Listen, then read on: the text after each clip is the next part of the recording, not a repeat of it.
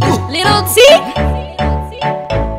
Yeah, mistrust me, I step in, I'm in a tripping. Your blue got the back, no rhythm, the ready to match up dance. So, no matter how plenty, silver platter, puffy on the queen. Go marry and Dory Manyain in the cheetah, zigzag and look at the size, the Kwashak and the chambers, the rhyme, Motazakundi, stop and go managing the night and the Sierra flopper, Saka, Skiri Rangundova Pesanisa, and then right now the Vandaku Ita, Kamangoma mistress, now Farisa, because you know little thing like a jam.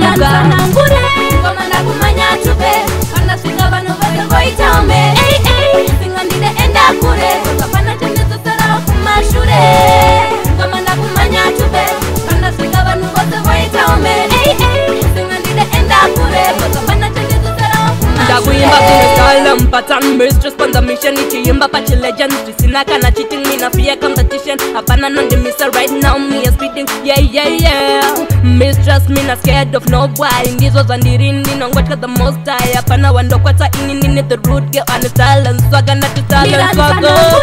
Komanda kumanya tupe, kana swika banu bade goita me. Hey hey, singa ndide enda kure, kapana chende tsara kumashure.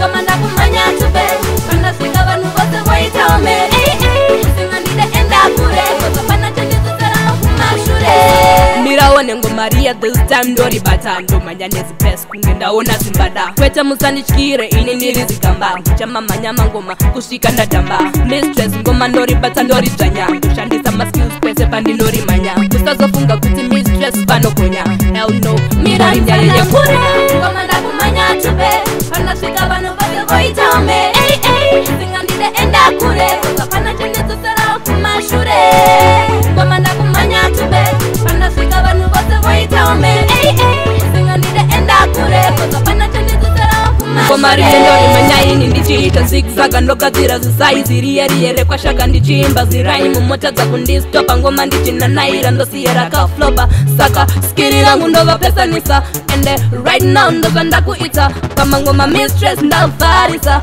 Because you know little thing like a jamuka Mira kure, ngoma ndakumanya tupe Kana swika bano bade goita me Hey hey, singa ndide enda kure